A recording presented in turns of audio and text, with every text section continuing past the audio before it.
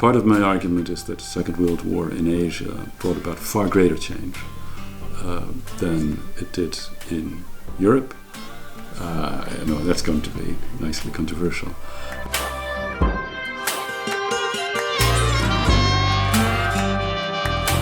I think within the faculty, Chinese and Japanese were late arrivals, so to speak, late 19th century.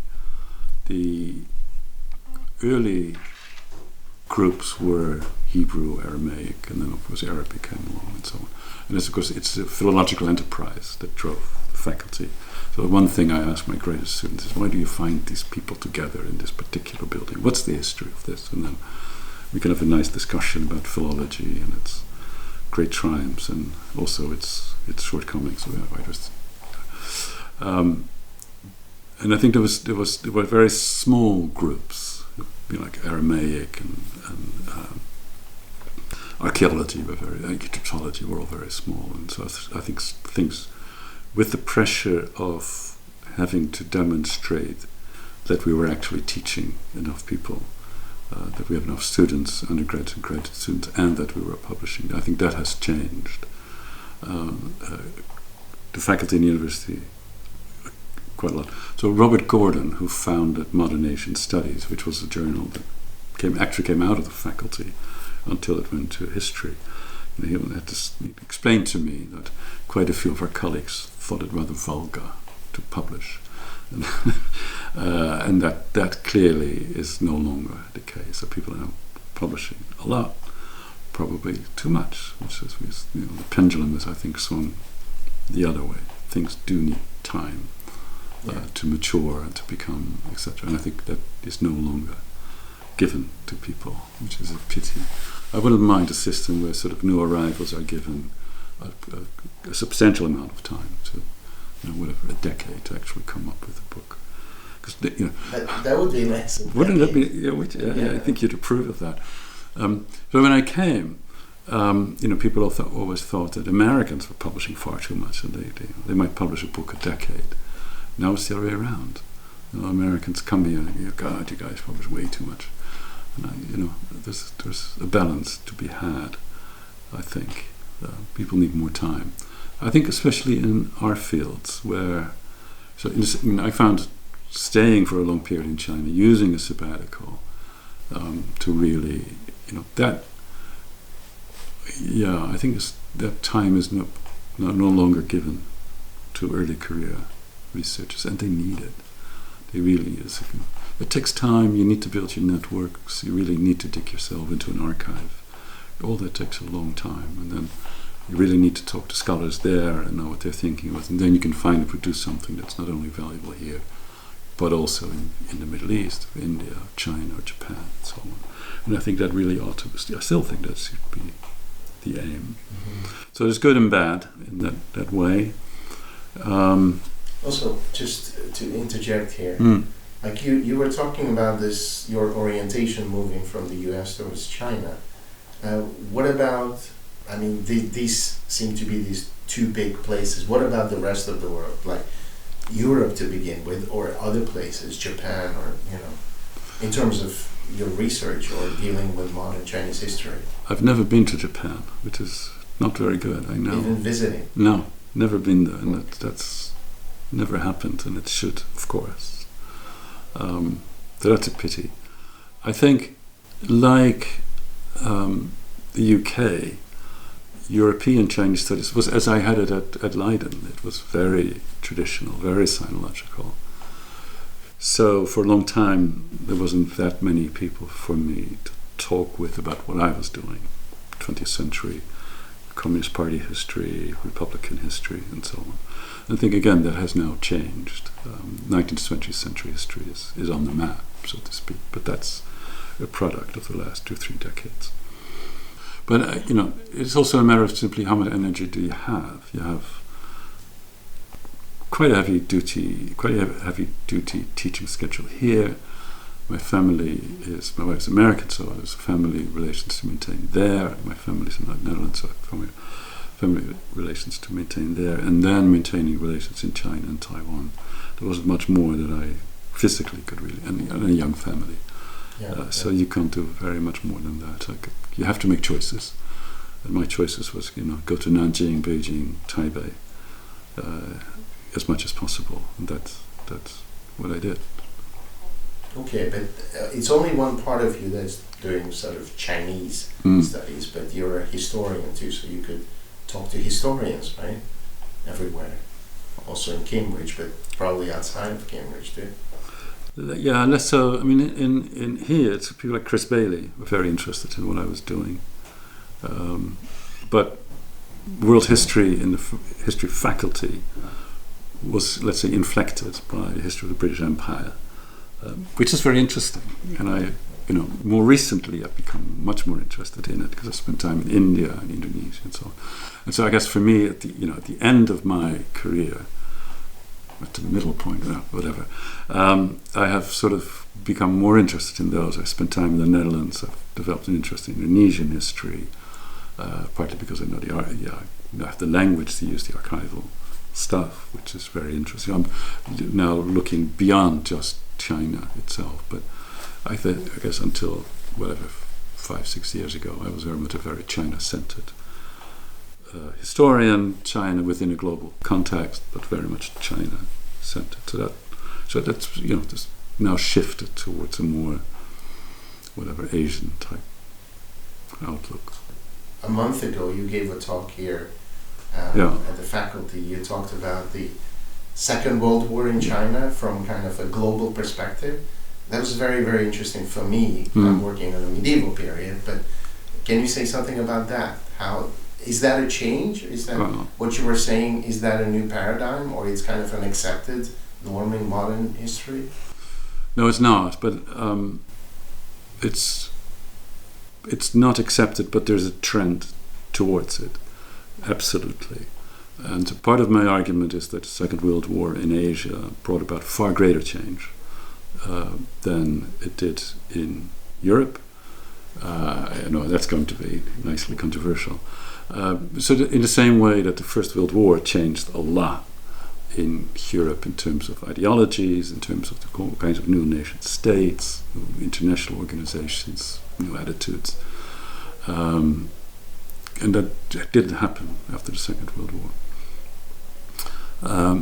I think this, the Second World War in Asia brought about a rebellion not just against European colonialism, which it did, and you get these new Asian nation states emerging, which were still, are with us, and so that's transformative. But also new ideologies, communism, of course, in the same way the First World War in Europe brought about communist revolution in Russia, and a lot of influence of communist parties that lasted until the fall of the Berlin Wall, really.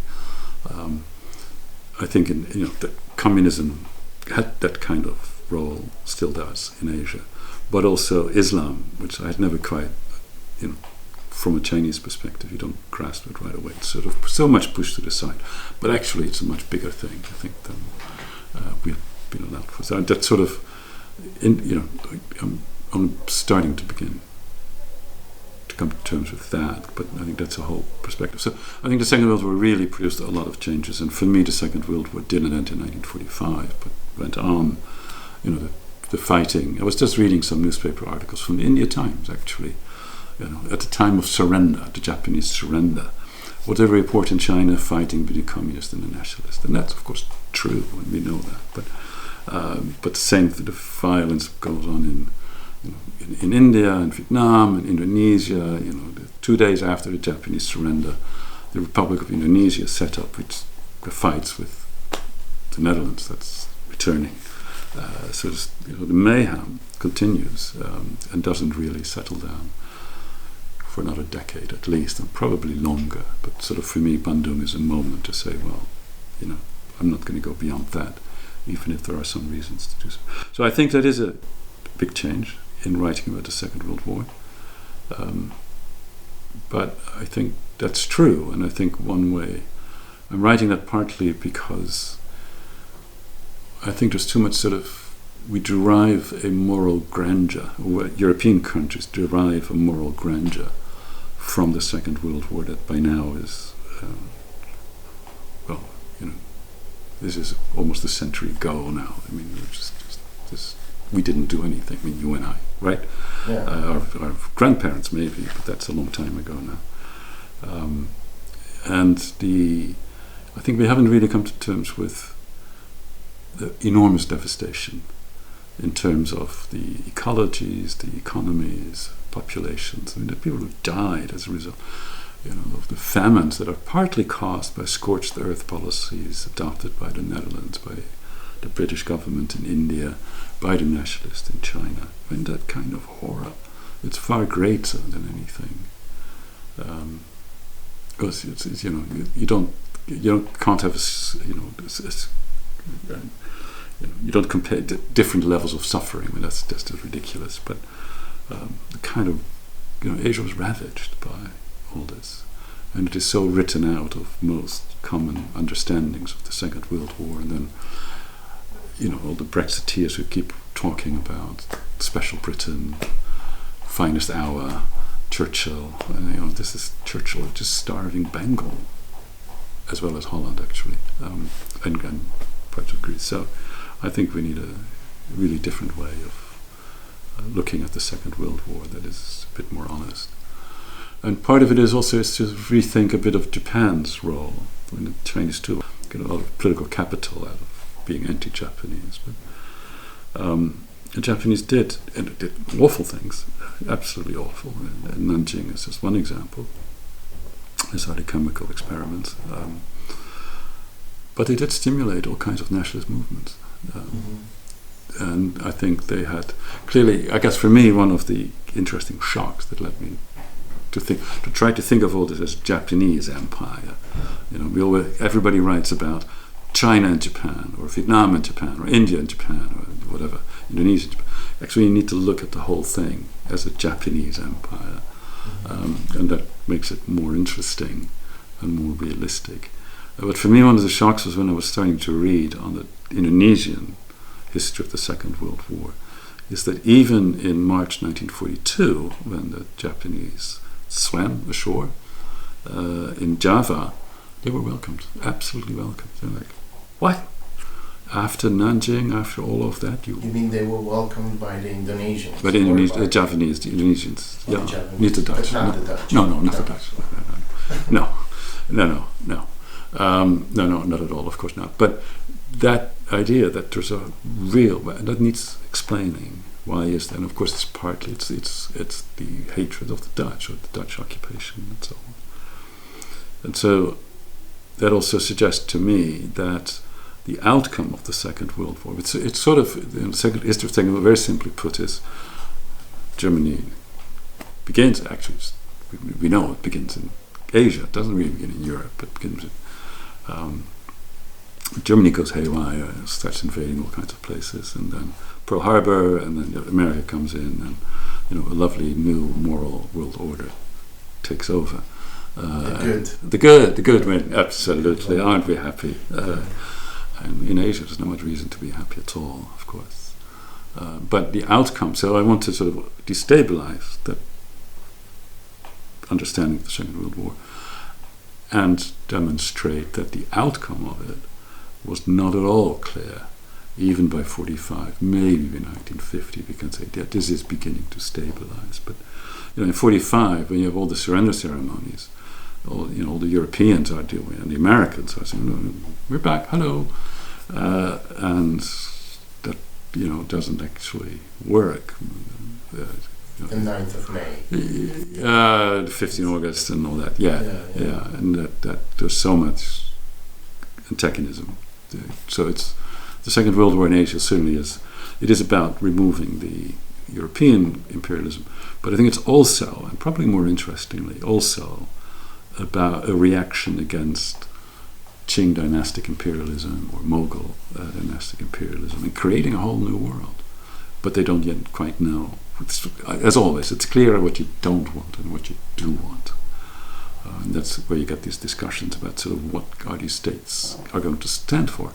Moreover, what is India and where is it? Does it include Nepal and Tibet? Where is Indonesia? sure. I mean, Sukarno is convinced that it's Malaysia should be part of it, and he tries to get it a couple of times. And Nehru gives up Tibet, and the Chinese say thank you very much. But they, and this is now, of course, held against Nehru. He's denounced because of that. The Chinese, in August 45, the China interpreted, they are all over North Burma, saying that they'd never handed control over North Burma to Burmese government, to the Indian government then, and then to North Burma. So they try to. So all these kind of border issues are the same. Of course, happens in Korea, and on and on and on. So these problems. So I'm trying to make this nicely complicated. Yeah, that's good. That's good.